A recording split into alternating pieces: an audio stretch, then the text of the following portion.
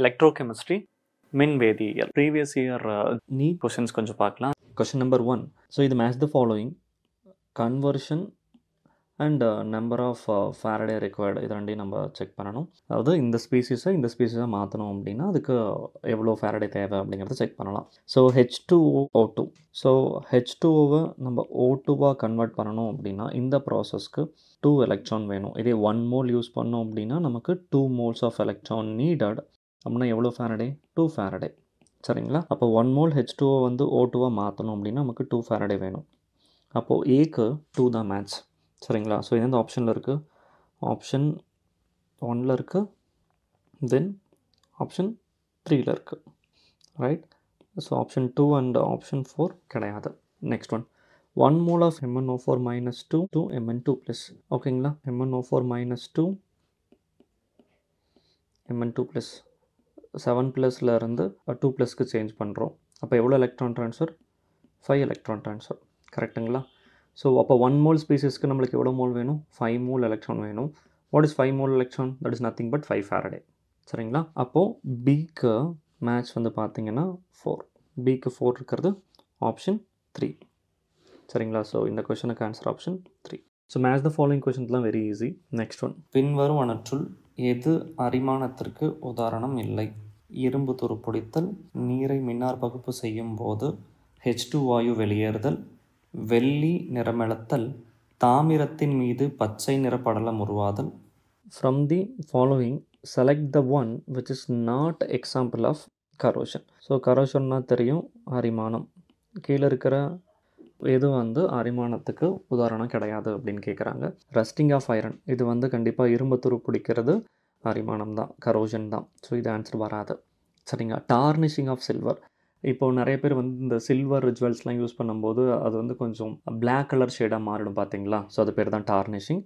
அதுவும் கரோஷன் தான், அதுவும் ஆன்சர் கிடையாது. Development of green coating on copper. So copper metal மேலே ரொம்ப நாள் அப்படியே விட்டுருந்தோம் அப்படின்னா அது மேலே காப்பர் கார்பனேட்லாம் ஃபார்ம் ஆயிரும், அது க்ரீன் கலரில் இருக்கும். சரிங்களா? அதுவும் கிடையாது. இது எல்லாமே அரிமானத்துக்கான எக்ஸாம்பிள்ஸ் தான், கரோஷனுக்கு எக்ஸாம்பிள் தான். ஸோ அப்போ என்ன ஆன்சர்? ஆக்சுவலாக ஆப்ஷன் 2 தான் answer. Production of hydrogen by electrolysis of water. So வாட்டரை ஸ்ப்ளிட் பண்ணி அதுலேருந்து H2 கேஸை தனியாக பிரித்து எடுக்கிறது. ஓகேங்களா? இது வந்து கரோஷன் கிடையாது, இது சிம்பிளி எலக்ட்ரோலைசிஸ், மின்னார் பகுத்தல் தான். ரைட்? Question number 3.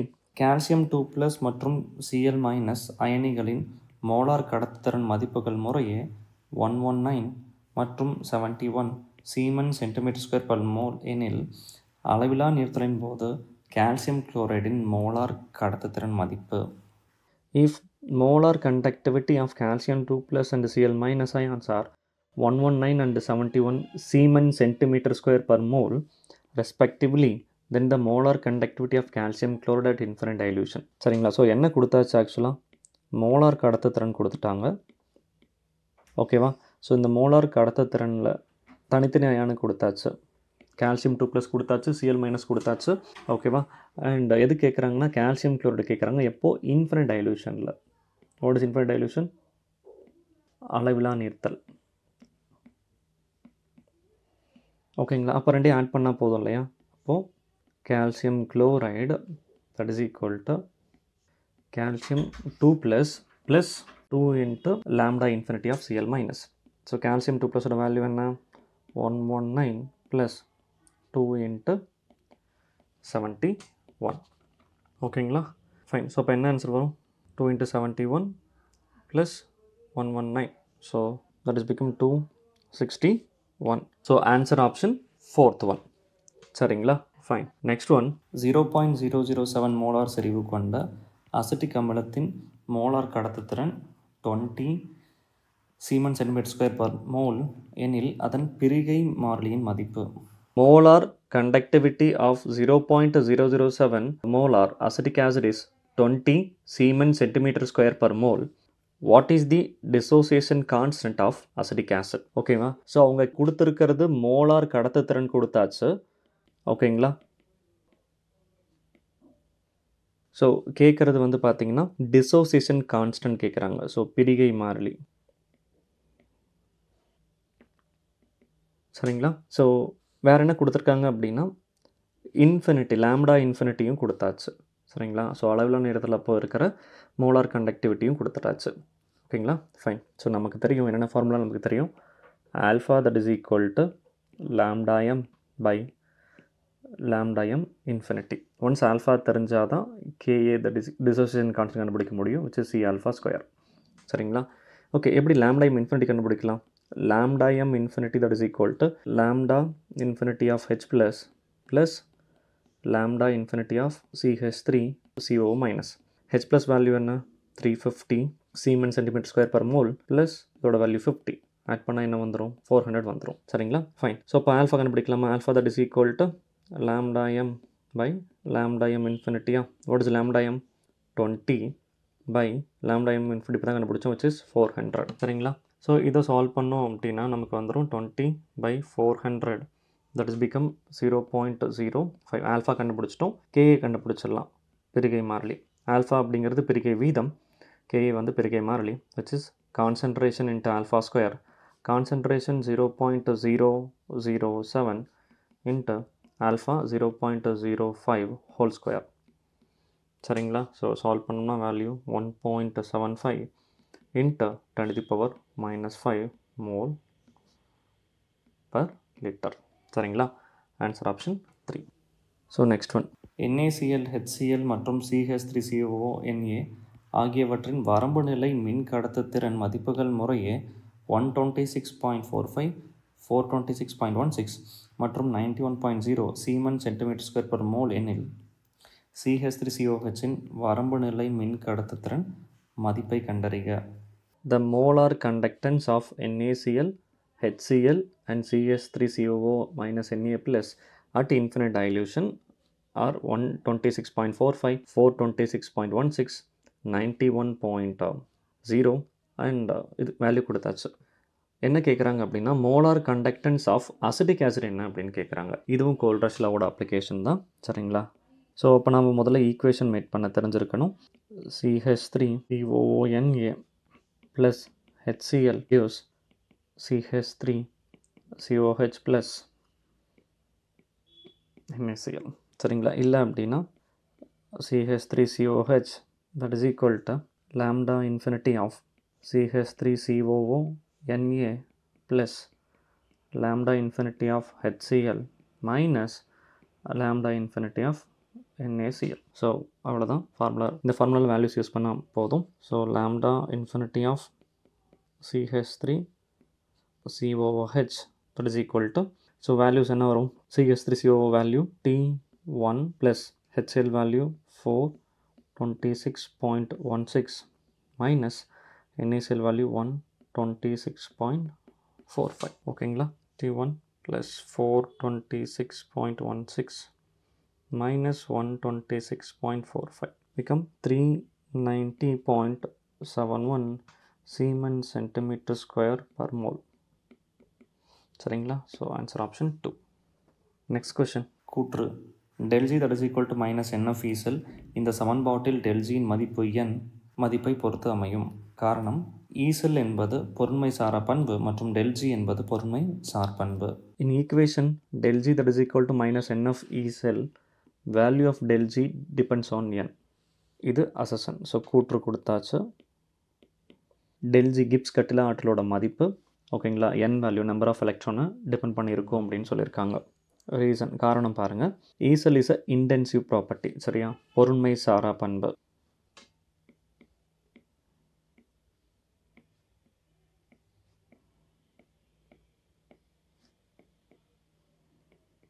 சரிங்களா? பட் ΔG அப்படிங்கிறது எக்ஸ்டென்சிவ் பொருண்மை சார் பண்பு. ஓகேங்களா? இது கொடுத்துருக்காங்க. ஸோ இங்கே வந்து பார்த்தீங்க அப்படின்னா ΔG n வேல்யூ டிபெண்ட் பண்ணி இருக்கிறதுனால தான் இது என்ன ப்ராப்பர்ட்டியாக இருக்குது? எக்ஸ்டென்சிவாக இருக்குது. எக்ஸ்டென்சிவ்னா என்ன? பொருண்மை சார் பண்பு.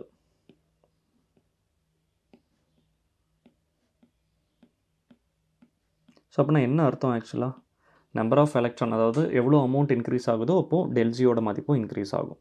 ஆனால் இந்த E0 செல் அப்படிங்கிறது கிடையாது. சரிங்களா? அப்போது அசசனில் கொடுத்துருக்கிறது கரெக்டாக ΔG கிப்ஸ் கட்டிலா ஆற்றலோட மதிப்பு n வேல்யூ டிபெண்ட் பண்ணி இருக்கிறதுனால தான் இது எக்ஸ்டென்சிவாக ஆக்சுவலாகவே வருது. சரிங்களா? ஸோ அப்போது கூற்றும் கரெக்டு, காரணமும் கரெக்டு. ஸோ அப்போ இந்த கொஷனுக்கான answer both assertion and reason are true and R is correct explanation of assertion. சரிங்களா? ஸோ பி தான் இதுக்கான ஆன்சர். Next question. 25 டிகிரி செல்சியஸில் சென்டிமோலார் செறிவு கொண்ட KCl கரைசலின் நியம கடத்துத்திறன் மற்றும் மின்தடை மதிப்புகள் முறையே 0.0210 ஓம் இன்வர்ஸ் சென்டிமீட்டர் இன்வர்ஸ் மற்றும் 60 ஓம் எனில் மின்கல மாறிலியின் மதிப்பு. The conductivity of centimolar solution KCl at 25 degree Celsius is 0.0210 ohm inverse centimeter inverse. So again என்ன கொடுத்துட்டாங்க அப்படின்னா நியம கடத்துத்திறன் கொடுத்தாச்சு.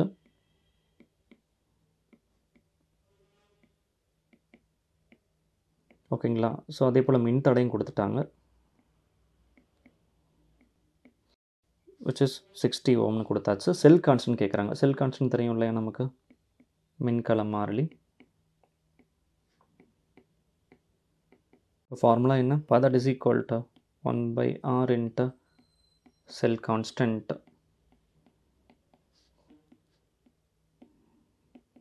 அப்போ cell constant that is equal to kappa into r. What is kappa? 0.0210 into ஆரோட வேல்யூ வந்து 60 ஓம். சரிங்களா? ஸோ இதை சால்வ் பண்ணோம் அப்படின்னா 60 into 0.0210 that is equal to 1.26 centimetre inverse அப்படின்னு வரும். சரிங்களா? Fine. Question number 8. 0.1 mole MnO42 minus முழுவதுமாக MnO4 மைனஸ் ஆக ஆக்சிஜனேற்றம் செய்ய தேவையான மின்சுமை மதிப்பு. When 0.1 mole of MnO2 minus is oxidized, the quantity of electricity required to complete oxidize MnO42 minus to MnO4 minus. அதாவது இப்போ MnO42 மைனஸை என்னவா சேஞ்ச் பண்ண போகிறோன்னா MnO4 மைனஸாக சேஞ்ச் பண்ண போகிறோம். இங்கே மேக்னீஸ் வந்து 6+ இருக்குது, இங்கே 7+ மாறும். அப்போது ஒரு MnO42 மைனஸை ஒரு MnO4 மைனஸாக சேஞ்ச் பண்ணுறதுக்கு ஒரு எலக்ட்ரான் வேணும். இதே 1 மோல் சப்ஸ்டன்ஸ் எடுத்துட்டேன் அப்படின்னா எனக்கு 1 மோல் எலக்ட்ரான் வேணும். சரிங்களா? இங்கே எனக்கு 1 மோல் ஃபார்ம் ஆயிரும். சரிங்களா? அப்போது 0.1 மோல், ஏன்னா கொஷனில் கொடுத்துருக்கிறது 0.1 மோல் தான். இப்போ 0.1 மோல் MnO42 மைனஸை 0.1 மோல் MnO4 மைனஸாக மாற்றணும் அப்படின்னா எவ்வளோ எலக்ட்ரான் வேணும்? 0.1 மோல் எலக்ட்ரான் இருந்தால் போதும். ஓகேங்களா? ஸோ நமக்கு தெரியும் 1 மோல் எலக்ட்ரானோட சார்ஜ் என்ன? 96500 கூலம்ஸ். அப்போது 0.1 மோல் எலக்ட்ரான் சார்ஜ் என்ன?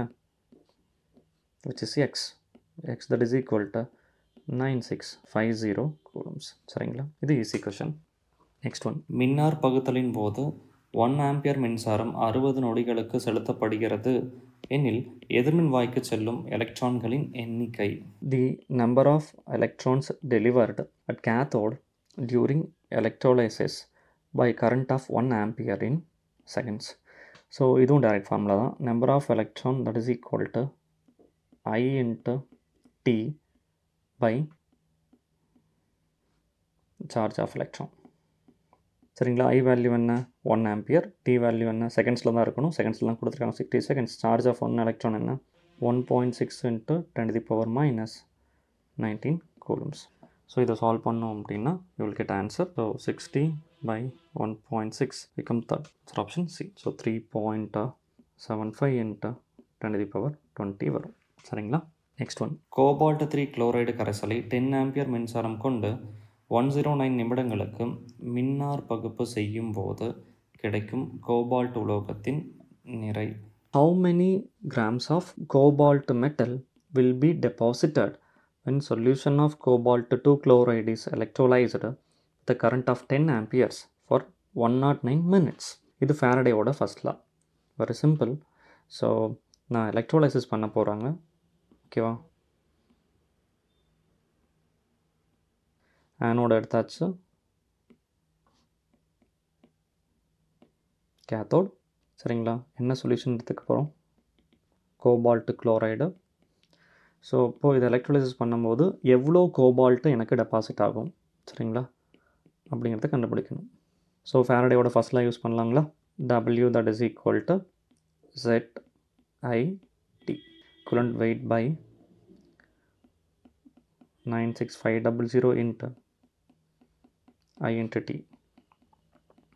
equivalent எப்படி எழுதலாம்? molecular weight by n factor into 96500 into I into t. t செகண்ட்ஸில் இருக்கணும் சரிங்களா. ஸோ இந்த வேல்யூஸ் எல்லாமே யூஸ் பண்ணுங்கள். அட்டாமிக் வெயிட் யூஸ் பண்ணணும் பிகாஸ் இங்கே நம்ம கோபால்ட் தான் பார்க்க போகிறோம். அப்போது 59 by 2 electron transfer 2 into 96500 into I value கொடுத்தாச்சு which is 10 ampere. மினிட்ஸில் கொடுத்துருக்காங்க. அப்போ 109 into 60 சரிங்களா. ஸோ இதை சால்வ் பண்ணோம் அப்படின்னா ஆன்சர் 20 வரும் சரிங்களா. ஸோ 20 கிராம் நமக்கு என்ன கிடைக்கும், கோபால்ட்டு டெபாசிட் ஆகும். So answer option B. Hope இந்த கொஷின்ஸ்லாம் உங்களுக்கு புரிஞ்சிருக்குன்னு நம்புகிறேன். ஸோ நெக்ஸ்ட் வீடியோவில் மீட் பண்ணலாம். தேங்க்யூ.